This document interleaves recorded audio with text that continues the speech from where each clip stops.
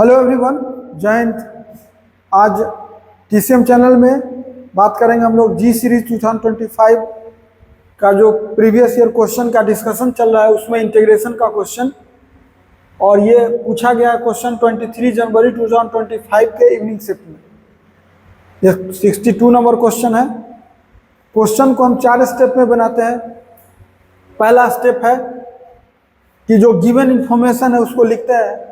हम इसको सीधे कॉपी किए, हम लिखे नहीं, हम दिखाना चाहते हैं। जरूरी नहीं कि एग्जाम में हम लिखें ही, ये जरूर देखें कि यहाँ क्या दिया हुआ है। दिया हुआ यही है इंफॉर्मेशन, और दिया हुआ क्या है, डिफिनिट इंटीग्रेशन है 0 से पावर 2, और फिर अंदर ट्रिगोमेट्रिकल फंक्शन है। स्टेप 2 में हम लोग करते हैं कि क्या निकालना है। देखिए, इसका वैल्यू निकालना है, ये भी डिफिनिट इंटीग्रेशन निकालना है, लेकिन लिमिट जो है वो 0 से 2i कर दिया गया। मतलब i जब तक न निकलेगा तब तक यहाँ लिमिट आप नहीं लिख सकते हैं, और तब अंदर बनाना है। तो चलिए, स्टेप तीसरा में हम लोग क्या करते हैं कि प्लान बनाते हैं इस क्वेश्चन में कि हम क्या प्लानिंग के थ्रू हम क्वेश्चन बनाएंगे, क्या फॉर्मूला को यूज होगा, और कैलकुलेशन। ये 3 स्टेप 3 में काम करते हैं, 3 काम। तो पहला काम कि प्लान क्या रहेगा। अब देखिए, जब 0 से π/2 हो और अंदर में ट्रिगोमेट्रिकल फंक्शन हो, तो 2 तरीके का होता है यूज डिफिनिट इंटीग्रेशन में। या तो इंडिफिनिट इंटीग्रेशन सॉल्व करते हैं, या एक प्रॉपर्टी यूज होता है इंटीग्रेशन का, डिफिनिट इंटीग्रेशन का। तो यहाँ जब 0 से a हो, तो देखिए 0 से a में यहाँ एक प्रॉपर्टी यूज होगा। प्रॉपर्टी 0 से a के लिए प्रॉपर्टी यूज होगा फर्स्ट, ये कि अगर 0 से a fx dx है अगर, तो होगा 0 से a f a minus x dx। यही होता है। स्टूडेंट को कैसे पता चलेगा, हम अगर स्टूडेंट है तो हमको कैसे पता चलेगा कि प्रॉपर्टी यूज हो रहा है। चांस बनता है इसका, और तुरंत दिमाग में आएगा, क्योंकि sin to the power 3/2x है। अगर हम sin π/2 माइनस x यूज करते हैं तो cos x होगा। यानी जहां जहां x है वहां यूज होगा। a के जगह कितना है, a के जगह π/2 है, यहाँ a के जगह कितना है, π/2 है। तो जहां x है वहां π/2 माइनस x यूज होगा। तो इसमें दूसरा फार्मूला भी यूज होगा, एक फार्मूला के तौर पे यूज होने जा रहा है। फार्मूला के तौर पे यूज होगा sin π/2 माइनस x, ये होता है cos x, और cos π/2 माइनस x, ये होता है sin x। अब इसका बेनिफिट देखिए, 2 फार्मूला यूज होगा। तो अभी जो ही हम लिखने जा रहे हैं, अगर इसको हम 1 मान दें, ये सपोज कीजिए 1 है प्लानिंग के थ्रू, तो हम प्लानिंग के थ्रू ही i लिखेंगे। और क्या होता है, 0 से a है तो 0 से a ही लिखाता है। यानी जहाँ 0 है वहाँ π/2 है, वहाँ वही रहेगा।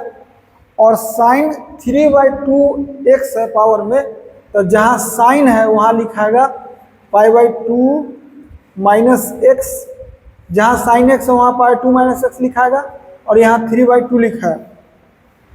और नीचे सेम सीन होगा इसका, sin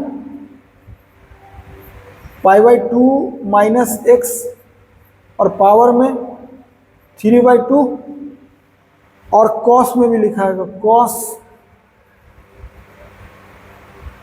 π/2 माइनस x, और पावर में 3/2 dx। एग्जाम में हम रहते तो हम डायरेक्टली 1 में सोच लेते sin π/2 minus x, cos x होता है तो cos लिखते हैं, लेकिन हम समझाने के लिए लिख रहे हैं तो टाइम इसमें आपको ज़्यादा लगेगा। नहीं तो एग्जाम में आप डायरेक्ट भी लिख सकते हैं इसको। ये 0 से π/2 है, साइन का हो गया cos, तो लिखा गया cos, और पावर में हो गया 3/2x, और नीचे साइन का हो गया cos, और पावर में 3/2x प्लस cos का क्या होगा, साइन 3/2x dx। ये फर्स्ट था, ये सेकेंड है मेरा। दोनों को जब ऐड करेंगे फ्रॉम 1 + 2 जब कीजिएगा तो इधर LHS में i है और इसका LHS i है, तो ये 2i हो जाएगा, यानी LHS तो 2i हो गया हम लोगों का। अब RHS देखिए, इसका भी 0 से π2 है और इसका भी 0 से π2 है, तो दोनों का जब 0 से π2 है, लिमिट जब सेम हो तो अंदर का फंक्शन जो है वो और ऐड हो जाता है। सपोज कीजिए हम इसको a माने, इसको a माने और इसको b माने, तो देखिए यहाँ अगर हम सपोज कीजिए इस पूरे को a माने और इस पूरे को b माने, तो नीचे तो a + b है, यहाँ भी a + b है, तो क्या लिखाएगा? एलसीएम दोनों का a + b होगा, यानी a + b/a + b और dx रहने दीजिए, तो कैंसिल आउट हो गया। यानी क्या बचा? 0 से π/2 और ये तो कैंसिल हो गया, तो कितना बचा? dx बचा, और dx का इंटीग्रेशन x होता है, और लिमिट लोअर लिमिट हो गया 0, अपर लिमिट हो गया π/2, तो इसका वैल्यू हो गया कितना? π/2 - 0, इसका वैल्यू हो गया π/2। a + b मानने से बेनिफिट ये है, a और b मानने से, कि हमको ये पूरा लिखना नहीं पड़ा, नहीं तो पूरा लिखते तो फिर टाइम आपका किल होता, और जितना ज़्यादा टर्म लिखिएगा उतना टाइम किल होगा, इसलिए मान लिया जाता है, मान के काट के हटा दिए, काम खत्म। यानी अभी हम लोग को 2i = π2 है, तो i निकल गया हम लोग का π/4, यानी i का वैल्यू हम निकाल लिए, कितना? π/4। अब जब i निकाल लिए तब हमको क्वेश्चन पूछा है इसका कि 0 से 2i कितना होगा। तो अब देखिए, हम लोग को पूछा गया है, जो क्वेश्चन है वो पूछा गया है 0 से, और i का वैल्यू निकल गया π/4, तो 2i का वैल्यू हो गया, i का वैल्यू π4, तो 2i का वैल्यू π2, यानी अब जो यहाँ 2i है वो उसके जगह लिखाएगा π/2, 2i है, और यहाँ हो गया x sin x × cos x upon sin to the power 4x + cos to the power 4x dx। अब हम लोग क्या करते हैं, इसको हम लोग मान लेते हैं नया I1, लेट I1 = इतना कर दिए।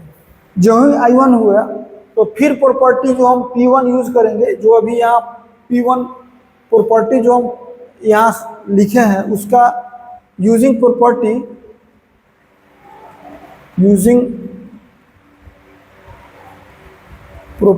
P, जो अभी यहाँ P लिखा हुआ है P1, अभी चूंकि हम यहाँ 1 माने हैं तो इसलिए हम कर दिए P1। क्या होगा? देखिए कंसेप्ट क्या है, I1 ही रहेगा, और जहाँ जहाँ x है, देखिए अभी इसमें क्या होगा, जहाँ जहाँ x है वहाँ लिखाएगा π/2 - x, चूंकि a - x होता है, a - x हो जाता है, तो जहाँ जहाँ x है वहाँ π/2 - x लिखाएगा, तो I1 लिखाएगा कितना? 0 से π/2, और जहाँ जहाँ x है वहाँ लिखाएगा π/2 - x,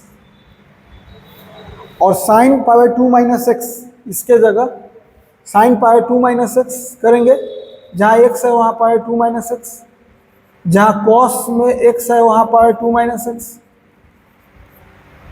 अपॉन सिमिलरली sin है तो sin π/2 - x पावर में 4 प्लस cos π/2 - x पावर में 4, और ये रहा dx हो गया। अब I1 लिखेंगे तो ये होगा 0 to π/2।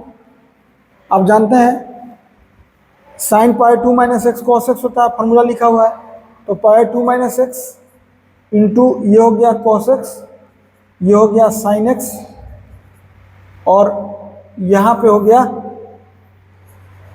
कॉस एक्स का पावर 4 है और प्लस साइन एक्स का पावर 4 है और dx हो गया। ये रहा I1। और इसको सॉल्व करेंगे तो देखिए लिखाएगा I1 इज इक्वल टू 0 से पाई2 इंटू इतना, तो पाई2 कांस्टेंट है तो नियम के हिसाब से कांस्टेंट बाहर कितना sign x into cos x by sine to the power 4x plus cos to the power 4x dx और माइनस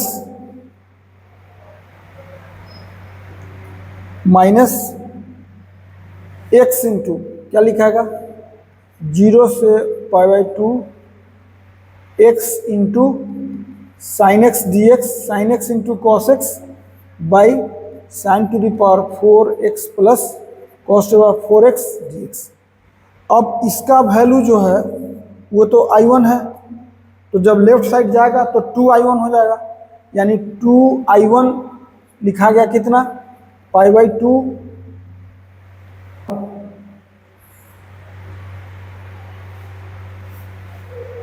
0 टू पाई2 sine x into cos x by sine to the power 4x plus cos to the power 4x dx हो गया। अब यहाँ से निकल गया I1 पाई4 into 0 से पाई2 sine x into cos x by sine to the power 4x plus cos to the power 4x dx। अब पूरी ट्रिगोमेट्रिकल फंक्शन आ गया, तो ट्रिगोमेट्रिकल फंक्शन आ गया तो देखिए अब फिर एक प्लान बनाएंगे कि जब ट्रिगोमेट्रिकल फंक्शन आ गया, यहाँ इंटीग्रेशन के तौर पे हम लोगों का आ गया sign x into cos x by sine to the power 4x plus cos to the power 4x dx। Main integration हम लोगों का यही आया। और अब फिर प्लानिंग बनाएंगे, ट्रिगोमेट्रिकल फंक्शन जब रहता है तो एक हम लोग चर्चा करते हैं स्टूडेंट के साथ, एक I.A. मेरॉन एक बुक है इंटीग्रेशन का, उसके जो राइटर है I.A. मेरॉन, उनका लिखा हुआ है कि अंडर जो फंक्शन है उसमें साइन एक्स के जगह माइनस साइन एक्स रखिए और कॉस एक्स के जगह माइनस कॉस एक्स रखिए। साइन के जगह माइनस साइन और कॉस के जगह माइनस कॉस रखने के बाद अगर मैनेज हो गया जो अंदर फंक्शन है f, उसमें हम लोग क्या करते हैं r लिखता है, उस बुक में r लिखा हुआ है, इसको रेशनल फंक्शन के तौर पे। अगर हम क्या करते हैं r अभी क्या है साइन एक्स कॉस एक्स है, देखिए तो r sine x cos x कितना है sine x into cos x है by sine to the power 4x plus cos to the power 4x है। उसमें कंसेप्ट दिया हुआ है कि साइन के जगह माइनस साइन रखिए, साइन के जगह माइनस साइन रखिए और कॉस के जगह माइनस कॉस रखिए। चार टाइप का होता है कंसेप्ट। एक साइन के जगह माइनस साइन रखिए, अगर माइनस बाहर आ गया तो कॉस के जगह टी कर दीजिए, वो भी एक तरीका है।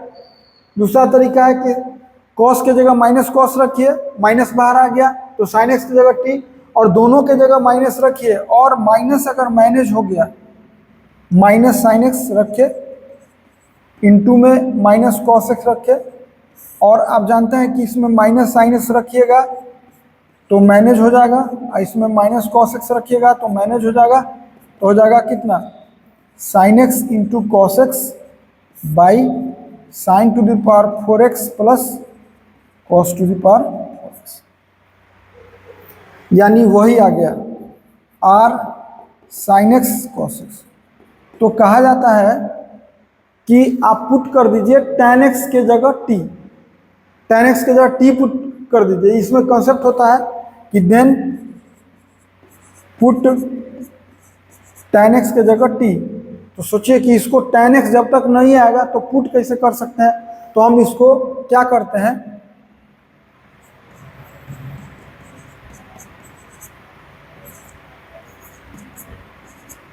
tan x लाते हैं। देखिए लाएंगे अभी, I1 है, π/4 है और ये 0 से π/2 है।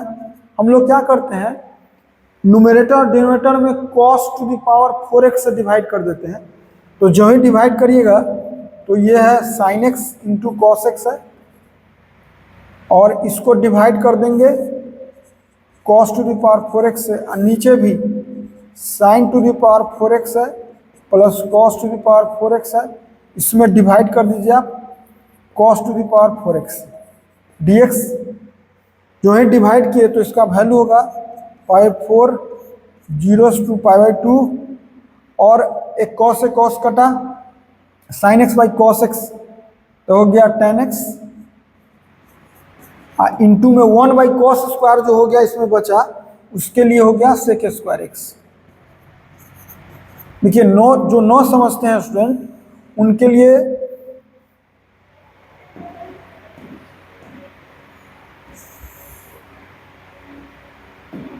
लिए भाई छोटा बात भी भारी पड़ जाता है। देखिए कैसे, अभी हम लिखे इसको यहाँ तोड़ के बता दे रहे हैं, छोटा सा sin x into cos x by cos to the power 4, इसको cos से cos से कैंसिल हुआ तो हुआ कितना, sin x by cos cube x, इसको लिख सकते हैं sin x by cos x into 1 by cos square x.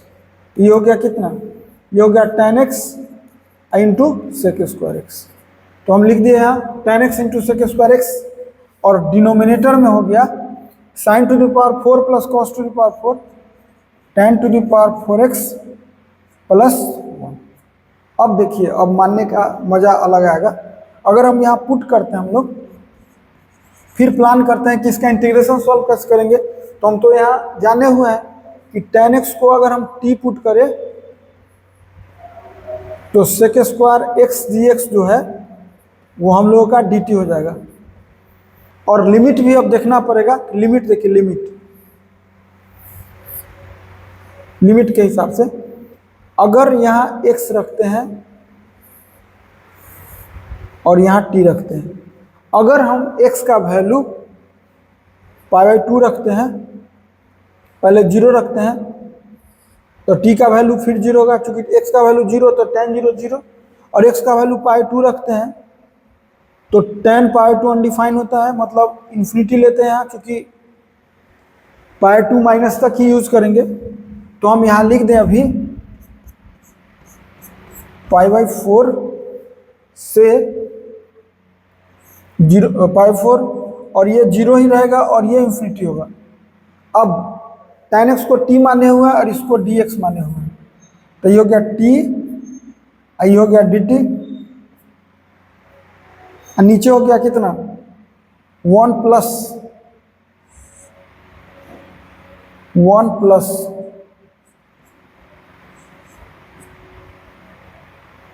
t to the power 4। तो कितना इंटीग्रेशन है, एक इंटीग्रेशन यहाँ है, एक इंटीग्रेशन यहाँ है, और फिर एक दूसरा इंटीग्रेशन है। अभी दूसरा इंटीग्रेशन सॉल्व करने जा रहे हैं, वो बता रहे हैं। देखिए दूसरा इंटीग्रेशन सॉल्व करेंगे, फिर एक इंटीग्रेशन सॉल्व करने जा रहा है। अभी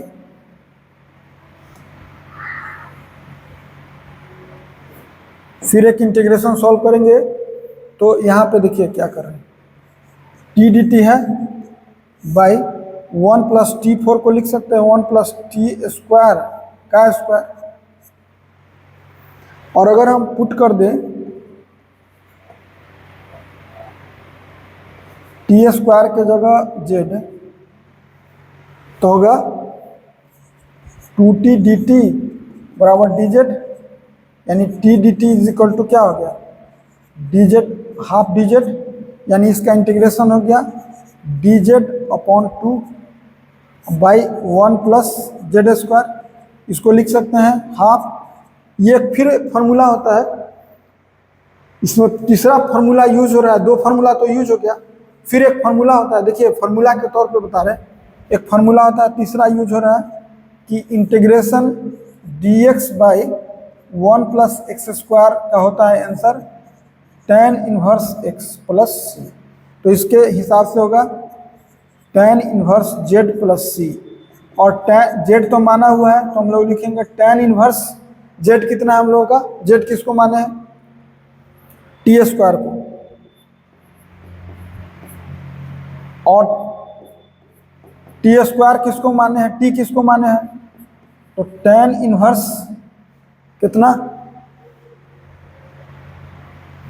टी माने हम लोग tan x को।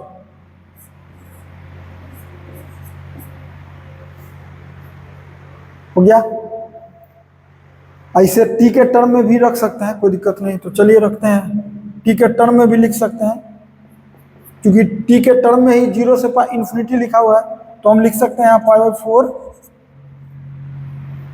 और इसका इंटीग्रेशन टी डी टी का निकल चुका है, तो इसका इंटीग्रेशन आ चुका है half tan inverse T square. C का कोई लेना देना रहता नहीं है, 0 से इन्फिनिटी, तो इसको लिख सकते हैं आप π/4, एक बार इन्फिनिटी रखेंगे तो हाफ, tan इनवर्स इन्फिनिटी जो है π/2 होता है, माइनस हाफ tan इनवर्स 0, इसका कोई फर्क है नहीं, तो π/4, और इसका वैल्यू होगा हाफ, और ये होगा π/2, तो आंसर कितना हो गया,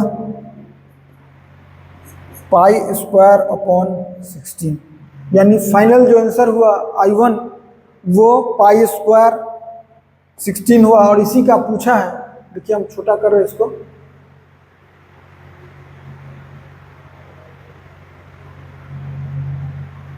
देखिए स्टेप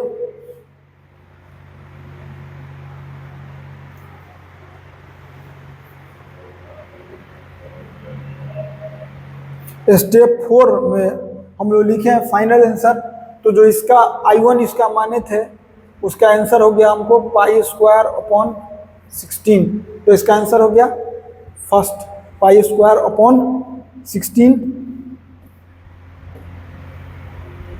फर्स्ट आंसर। तो आज के क्लास में इतना ही, थैंक्स।